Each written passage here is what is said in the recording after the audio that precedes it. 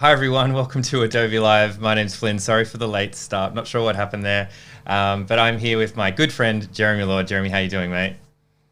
Good, thanks. How are you? I'm good. We did like a little accidental rehearsal there just before. So yeah, great to see you guys, all of you guys in chat. Festus, Valwo as well, RB, Johanna.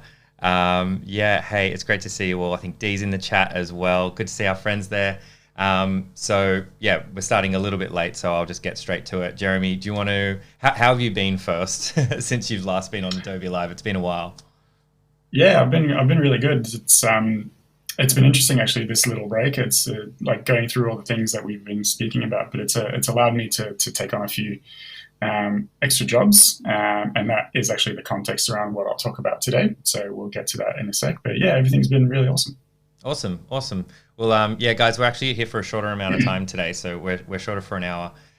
So we won't do the Q&A kind of break or anything like that. So just feel free. It's a bit more of a free for all today. Just throw any questions or yeah, let us know in chat. We're at behance.net/live. If you're watching on YouTube, come over to that chat if you want to say hello. We'd love to hear from you, and if you have any questions as we go along. But without further ado, Jeremy, I'll leave it to you to take over from here. Awesome. Thanks, man. Okay, so a little bit of context about what we're going to do today, because it's going to be massively different to what I would normally go through. First of all, we're going to be using mostly Illustrator rather than Photoshop. But one of the things that I used to do is work in this kind of weird, abstract, very just yeah, goopy kind of liquid shapes, kind of like lava lampy. And it's something that I just really enjoyed doing. And it's interesting to talk about this because there is, as you can see, even though this is a far cry from the kind of results that I would get today with my artwork, there is still that kind of Japanese vibe. And the idea of using those kind of working in Illustrator to get these really like smooth, buttery lines is still something that I do today. So just a kind of a little bit of a prelude to today's chat, in the sense that like this, my kind of way of working today is still kind of linked to this. Like there's an evolution there rather than just a kind of complete and deliberate change of galaxies. Yeah. There is still something there. So we're going to go through today this kind of work in Illustrator. And the reason being is that I've picked up a job with a client, a regular client of mine, who will remain nameless for now. I can't quite show you the work that we're doing. But they've asked me for three very different illustrations. And obviously, at first go was this sort of like Japanese samurai, and then the second one is still in progress. And then for the third one, I was thinking I'd do something like this, so I go back to the kind of a past version of me and work in something like this. And I recently watched a tutorial on YouTube on how to kind of beef that up to the next level. So what we'll do is we'll start with this sketch of this kind of like liquid lava lamp kind of galaxy weird abstract thing, and we're going to take this straight into Illustrator. So Awesome. let me just grab this. So when we drag a layered Photoshop file in Illustrator, we're always kind of faced with a few different options. You can convert layers to objects or flatten into a single image. In this case, I'm just going to flatten into a single image. I don't necessarily need all the layers, but you will see that happen if you do select all the layers. You will kind of see all those things come to light. Next thing we're going to do is I'm going to make this into a template and lock it. So I'm just going to double click on that layer and hit template, and you'll see that it'll drop by 50%, and it will also lock that layer. So that is now my kind of drawing board, and I need to make a new layer on top of that. And also just going to make sure that I am working in RGB, and I am. RGB CMYK, we've been through this a few times in other streams. It's just going to give me a lot more kind of vibrancy in my colors, which is something that I really like to do. Yeah. So we're going to work on with that. And then next thing I'm going to do is I'm going to load some swatches. So I've got a bunch of user-defined swatches that I've got. And so my neons here are going to be colors that I'm going to like to work with here. And so you can see mine these ones. So I'm just going to pop those in there, and then we can close that. And that's a preloaded set of swatches that I've used in the past. Cool. So now I'm just going to use the pencil tool. Pencil tool, for those of you guys who are not familiar, is your basic kind of drawing tool. It's going to allow you to literally just draw shapes, and depending on the settings of those shapes, it will be filled or not. And I'm going to double click on this, and that brings up this kind of window option here where you can have accurate to smooth. So the more accurate it is, the more your 7 coffees this morning will show in the line. The smoother it is, the more it's going to be kind of clean and polished, but you might have a little bit less control. Like it might do things that you don't want it to do necessarily. When I'm working with this kind of stuff, I usually try and keep it towards the smooth edge because I am looking for something really clean. I'll have fill new pencil stroke ticked. I will untick keep selected. Same with option key toggles, and the closed path ends when your strokes are within 20 pixels, means this basically. If I zoom in on here, if I do this and I come in with within 20 pixels, you can see that the little O shows up next to my pencil, and that says point of origin, and cool. That will automatically close that shape. So if I'm further than 20 pixels, it's going to remain an open shape without that closed thing, and I will have to go, excuse me, select those 2 points and join them, which is going to be horrible and straight. So yeah, you can change that just by double clicking on your pencil tool. Yeah, so those are the options that I usually like to work with. Again, it can be a little bit more personal for you, but off we go. So I'm going to start now just by creating these shapes very basically, and we're going to do the ones that are in the background first. So just again, there we go. If I've got, like, this is out of the canvas, but so it kind of doesn't really matter. But if I do have things that are starting to look a little bit kind of dented in places, I can also do a couple of things. I can either go to my object, path, and simplify. And that's going to simplify that shape for me and potentially smoothen it down. So I can say, give me 5 points, give me 7 points, give me 11 points. The fewer points you have, obviously, the smoother that shape is going to be. And again, we've spoken about this idea before in the past, but the more you let a program do the work for you, the higher chances are that it's going to do something that you don't necessarily want it to. Right. And that holds true with any program, any app, anything like that. Will do that, and that's going to be a big theme in today. So object, path, simplify is doing it for me, so I don't have control over, like up here, for instance, you can see that it's kind of broken that line. I don't have any say in the matter on that to a certain extent. So there is a little bit of a trade-off with those kind of things. The other thing that I can do in order to obtain these really kind of smooth lines is, you can see here there's a tiny little kink in that line because this point is not a smooth point. I can hold down the pencil tool and go to my smooth tool. And smooth tool works a little bit, if you want to kind of imagine that you're working with clay and that you're running your finger on top of this, it just keeps, the more you do that, the more it's going to smooth that down and iron out these kinks for you. Oh, that's cool. Some of them you're really going to have to like do quite a lot because they're pretty solid kinks. So that's a little bit more control, but it's still not complete control over it. If I was being really fussy about this, I would literally like do it by hand as much as you can do it by hand in Illustrator, and do it with the pen tool. That's full control, but takes a little bit longer to do, and there might still be some tweaking, but that's literally not going to do anything for me.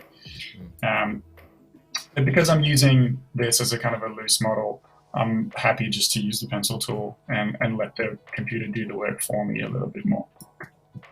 Cool.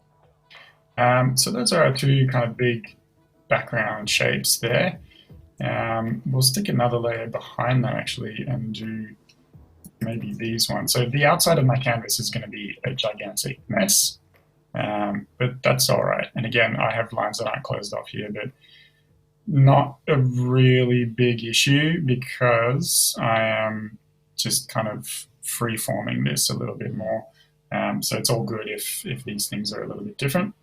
What I will do, however, is change the color of this just temporarily.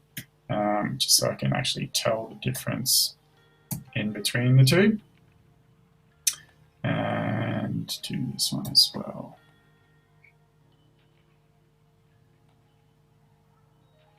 Cool. Nice. And is this do you need a stylus to do this sort of thing? Could you do it with a mouse?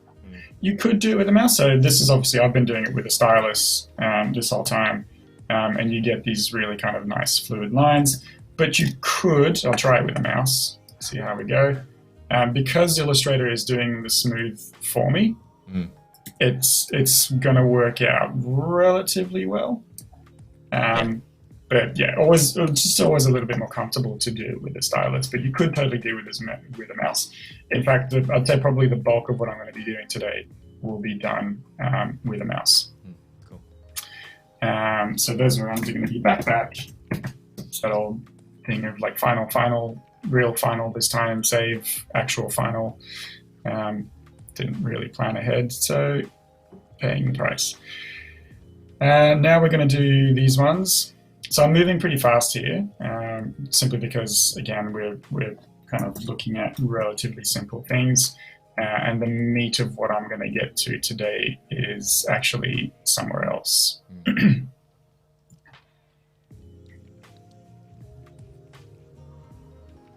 like that a lot. I'm more than likely going to have to do some editing later on. So this one here has got a little bit of kind of wobble to it, like something's getting detached.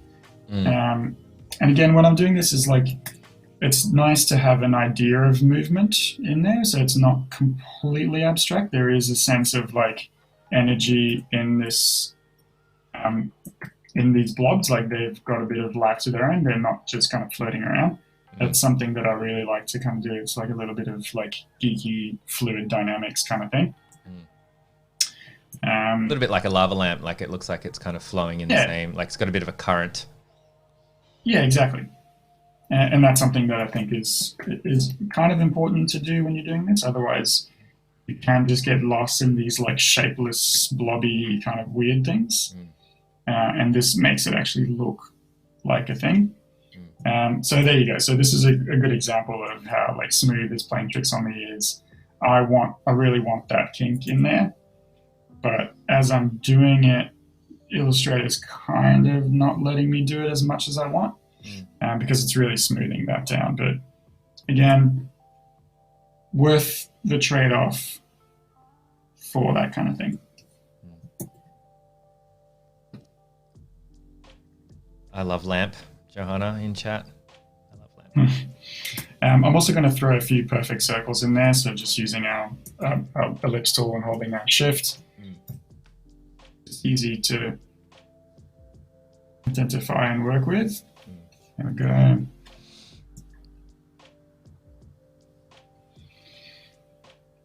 is this particular color palette that you picked so far important, or is it just whatever at this stage? Right now, it's just so that I can differentiate all the shapes and kind of see what I've already done or not. Eventually, I'm obviously going to change all these colors. So I've got that, and that.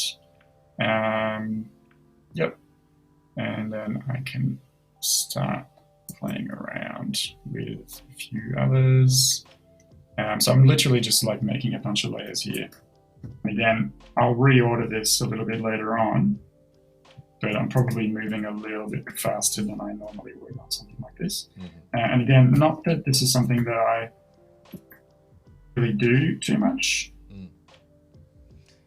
And so, yeah, does it happen very often, like, you know, that like someone will ask you to do something that's a big departure from your work, or is it fairly rare? These days it's rarer and rarer. So again, like we've touched upon this idea of like style and like, you know, what you show to the world that you do versus what you're being asked to do. And there's a huge and direct correlation in between those two things. That is always important to keep in mind. But because I don't have a lot of this on my website, in fact, I kind of almost have none of this on my website anymore. It's not something that people see me doing, therefore they don't ask me to do it, which is which is on purpose, really. Yeah. So no, this is not something that I usually would do. The client in question that I'm doing something like this for has literally just given me an open brief, which is awesome. And so I'm just like, because I just didn't want to repeat the same thing 3 times and have 3 very similar kind of stylized for them, I just decided like I'll go back to something like this. But I don't think I've ever been asked to do this professionally in that sense, in an express way. Yeah. It's always just been something that I've just done for fun more than anything else. All right, so we've got the bulk of our shapes here. And I'm going to throw all of these into a different color. So that's not what I wanted to do. There we go. So they're all the same color. And I'm just going to get rid of the outline. So I don't want the outline here. So that's going to start to be real messy. So first things first is we're going to stick a background in here. And this is when it's going to start to get a little bit more fun and interesting. I'm just going to make a shape behind this, and we are going to fill this with, there's a bunch of different gradient options that we can play around with, and the one that I'm going to look at today for this background at least is the freeform one. So you've got up here, you've got your linear gradient, your radial gradient, and your freeform gradient, which is a relatively new option that Adobe have brought in. So if I click on that, and you'll see that it'll kind of have a bit of a think, it's going to create this gradient.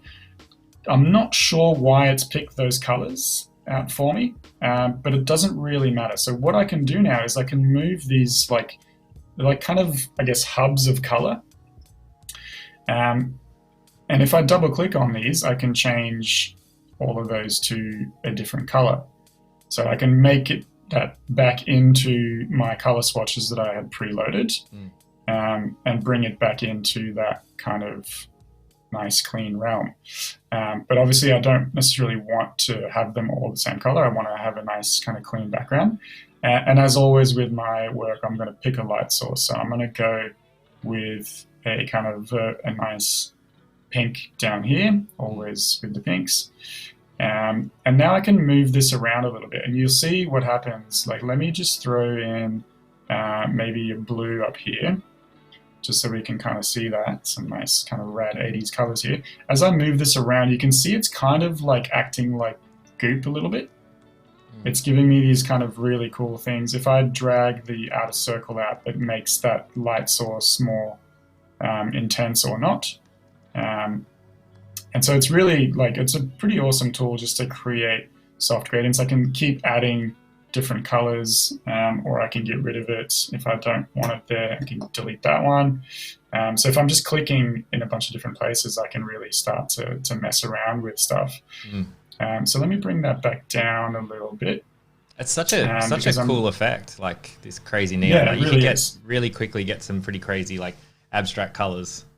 Just play around. Yeah, with for it. sure. And like the only thing to remember here is that it can get a little bit angry at you if you start to get too close to 2 points. I like that. It's getting angry at you. A little bit of red coming through. You can see the gradients getting a little bit kind of stroppy at me there for doing that. So getting a bit more like a tie-dye.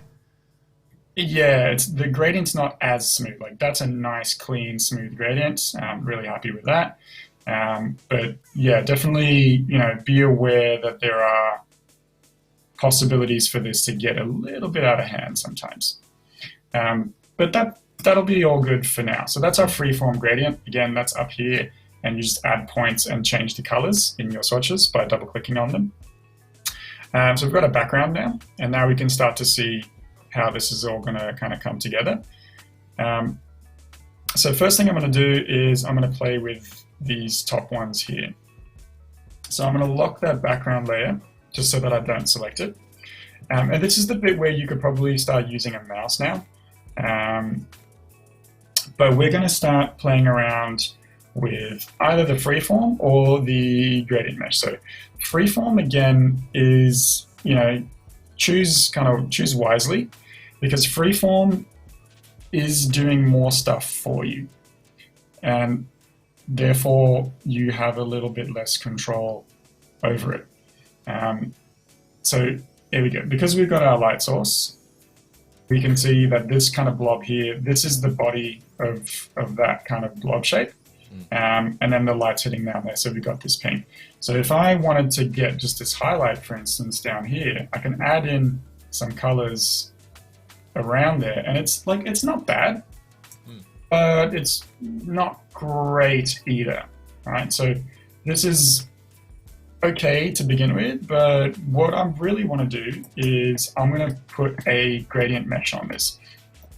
So gradient mesh is a super powerful, albeit very kind of difficult to work with tool if you get really into it. So gradient mesh here is going to allow me, which is this one, the mesh tool, it's going to allow me to put those kind of points on here. So if I click here, for instance, you'll see that it's just created this point. It seems to have created it randomly, but what it's doing is it's kind of estimating the shape of that kind of blob and trying to make it as if you can imagine there's like a net around this, and it's kind of following the shape of this blob.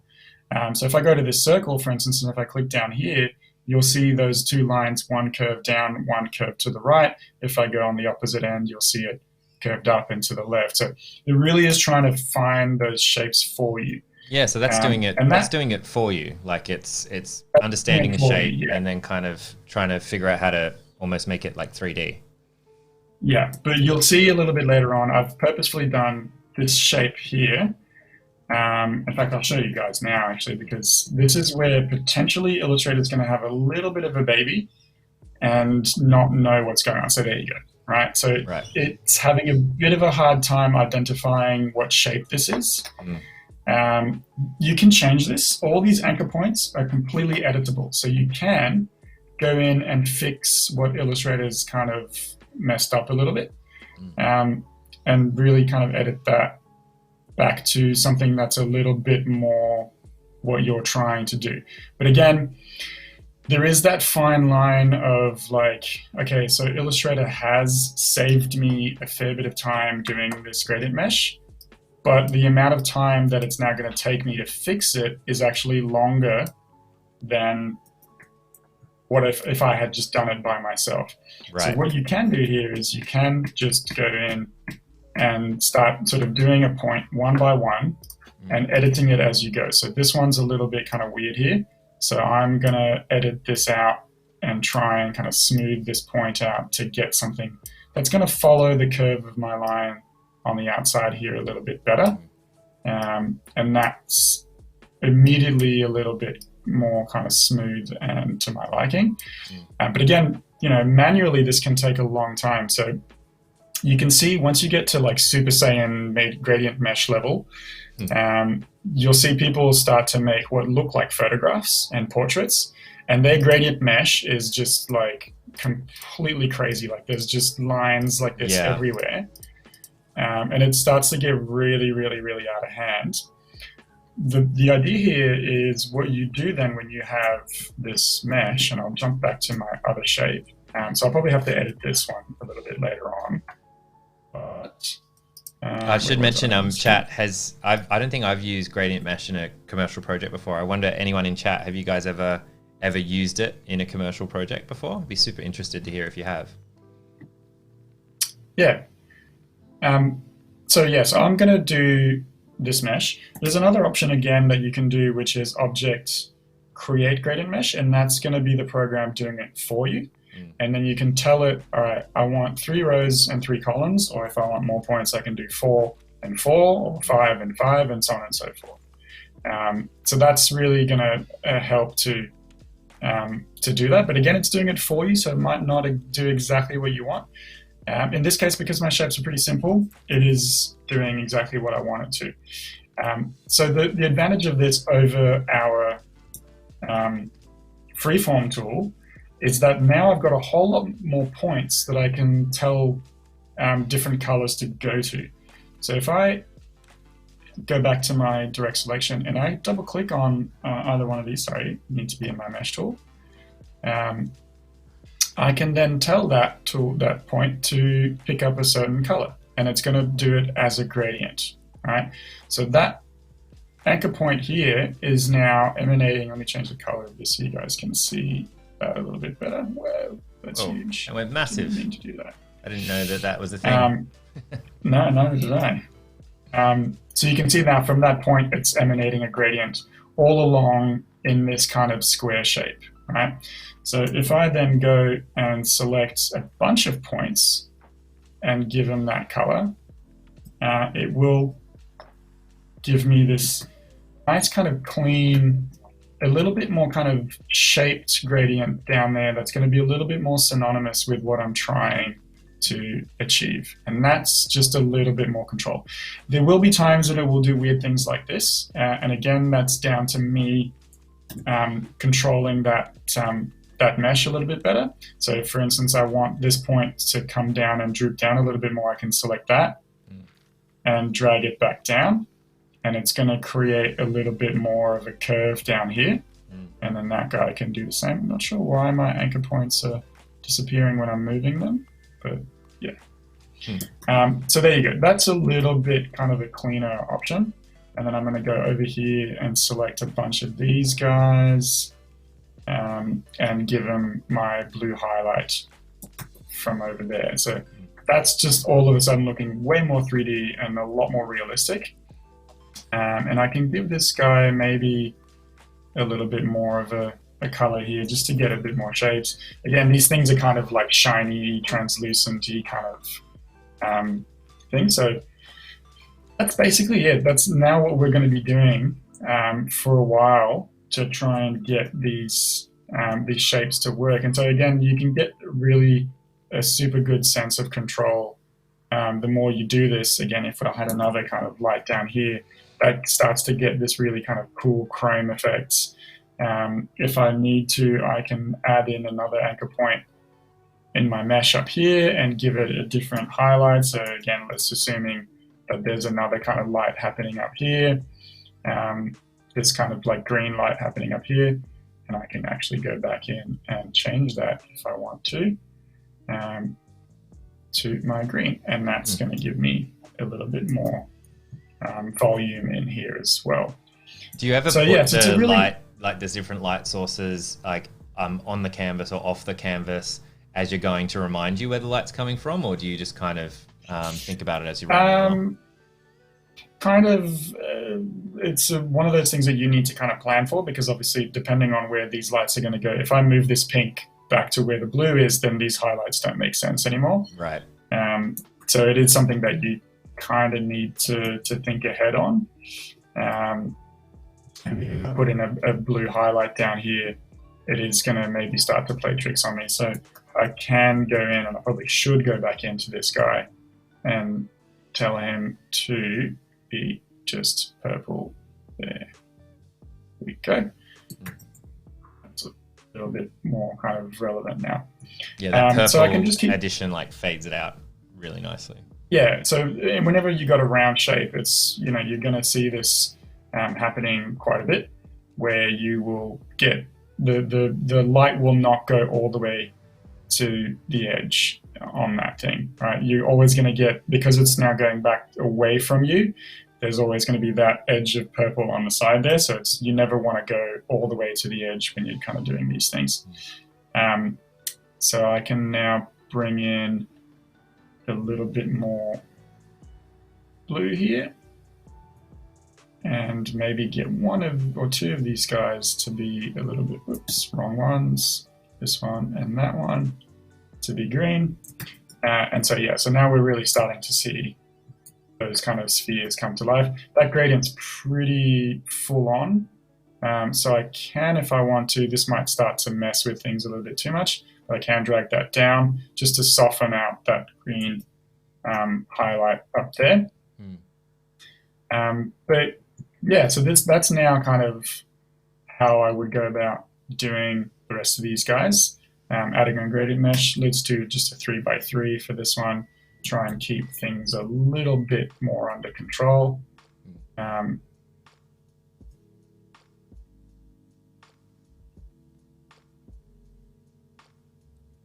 of the folks in chat have used gradient mesh, I think, for logos and a beer label as well. Oh yeah. in the past. Yeah, I guess like logos is probably one of the original like use cases for it, like back in the day, because gradient mesh has actually been around. I think I remember mucking around with it in design school. Yeah, it's not a new one. Definitely the freeform one is a little bit more Yeah, that's much recent more recent. and Yeah. a super good addition to the palette. But yeah, gradient mesh has been around for a while.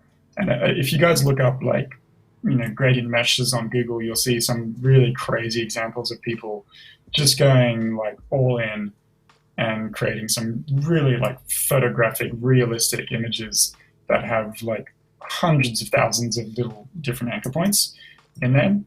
So that's pretty like solid, tedious work to work in. Um, but you get some really like pretty amazing results if you know how to do it. Again, like I'm a bit of a gradient mesh noob. It's not something that I use that often. And like I said, this is something that I had to kind of look up a YouTube video on how to do. And I found the freeform gradient tool, and I was like, "Oh, cool! All right, let me try my hand at this." Um, but yeah, this is not necessarily something that I do very often. It's just it can be fun sometimes to just have a bit of a go and see how everything kind of pans out. Yeah, totally. Um, Yeah, it definitely is. I've added a couple of anchor points to this one simply because it was being a little bit kind of crunky on that mesh. And so I've had to kind of help it along a little bit.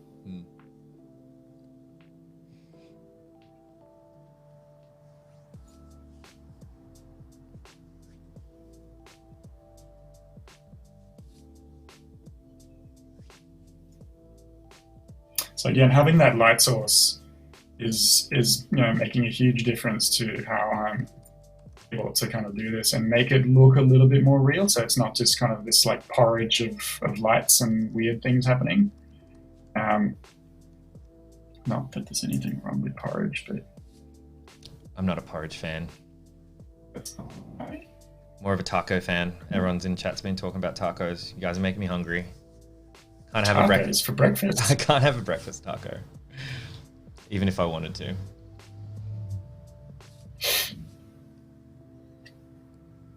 Okay. How are we going for time?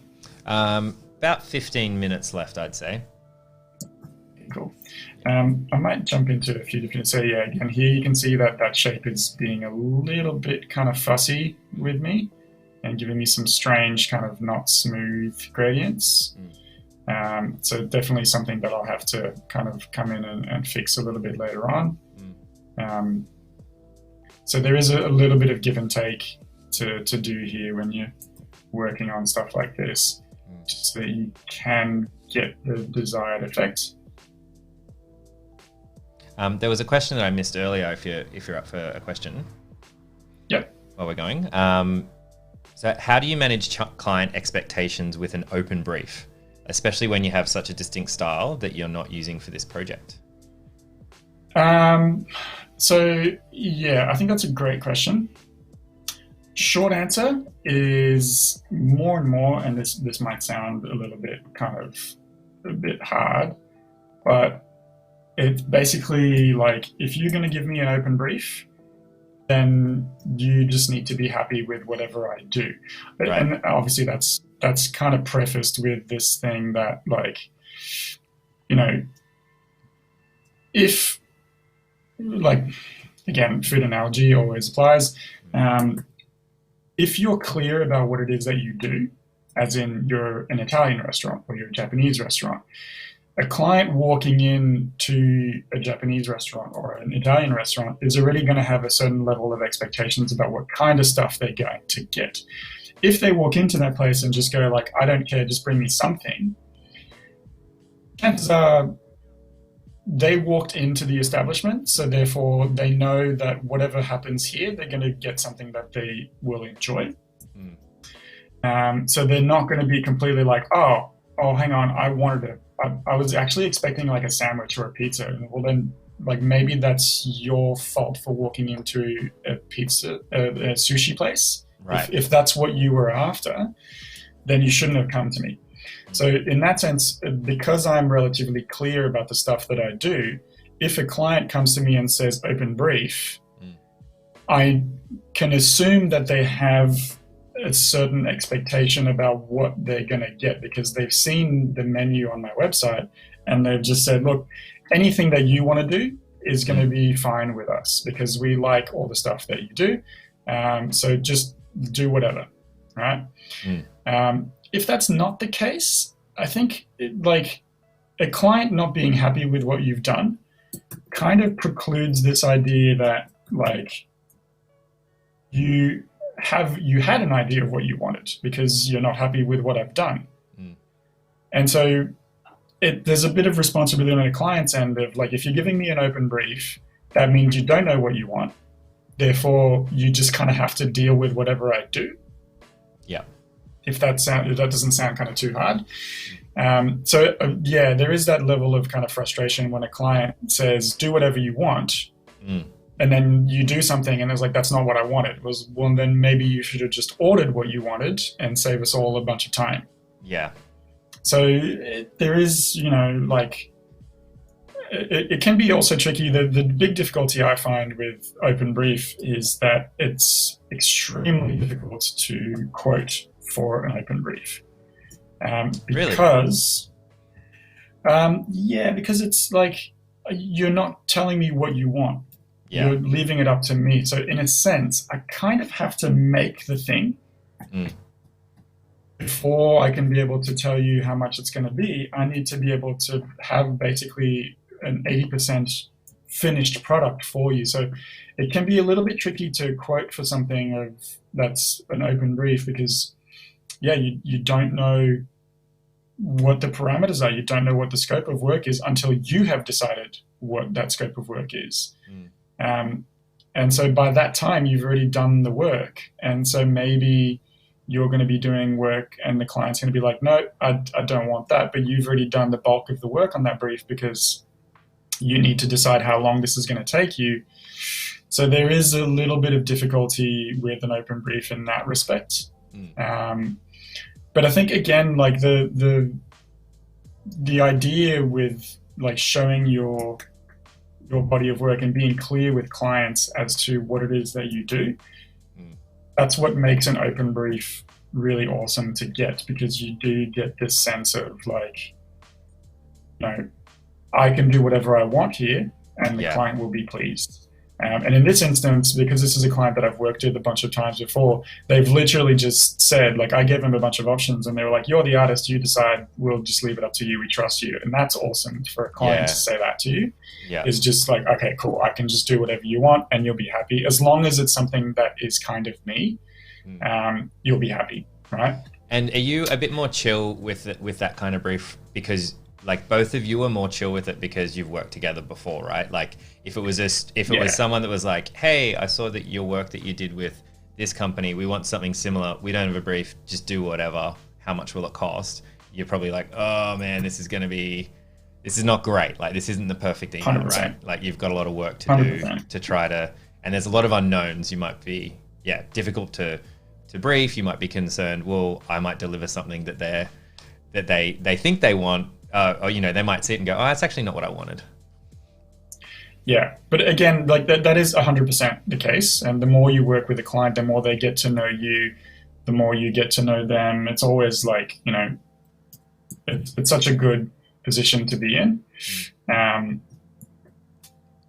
But definitely, I think with this idea of like, if a client says to you, open brief, and then you do the thing, and then they come back and said, that's not what I wanted, then it wasn't an open brief. You had an idea of what you wanted, and you came to me and said, I don't know what I want, even though you actually did. So that, I think, is the client's responsibility to just tell you that and work to that, so that you can get this good sense of what's happening.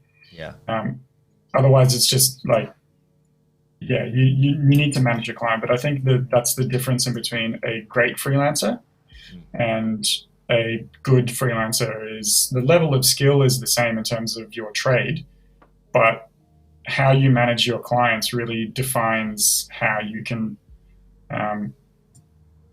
like how your work gets done and how easily you can actually do that work. So what I've done here basically is I've just done a blend mode. So I'll just go back a little bit. So I've created these two lines. One of them's a little bit thicker than the other, and I'll change actually the color of this one as well to a color that's not in my palette. There we go. And I'm selecting both of these and going to my blend tool and just clicking on the first, click on the second, and it will do this. I've set it to specified steps. By default, it's on smooth color, so it will do something kind of like this, which is also interesting. But in this instance, I'm doing this. So it's going to go from that thickness in yellow to that thin, and I've told it to do it over 8 steps. I can do more if I want to. Let's go in like 214, preview that. Yeah, it's not bad. That's cool. The nice thing about this is that then it's live, and I can actually edit this as I go. So if I go it's back 80s as. it is 80s as. And so, yeah, it's just like this like rad effects and things that people would be like, oh my God, computers are awesome. Yeah. So this is kind of, I quite enjoy working with this because it's like, it just gives me a little bit of freedom to do whatever I want. And it does it all live because it is like doing the transformation as I'm making the changes. So it's a really kind of interesting thing to do. What I would normally do if we had a little bit more time is I would then take this into Photoshop and start to play around with like some of these are behind, others are in front. So I could probably actually do that now and put this one behind the tool. So there again, that gives it a little bit more dimension and depth of like this is actually in and amongst the things that I'm doing here. So some of them are behind, others are in front. Right. Always a kind of an interesting thing to play around with this idea of like depth and perspective in here.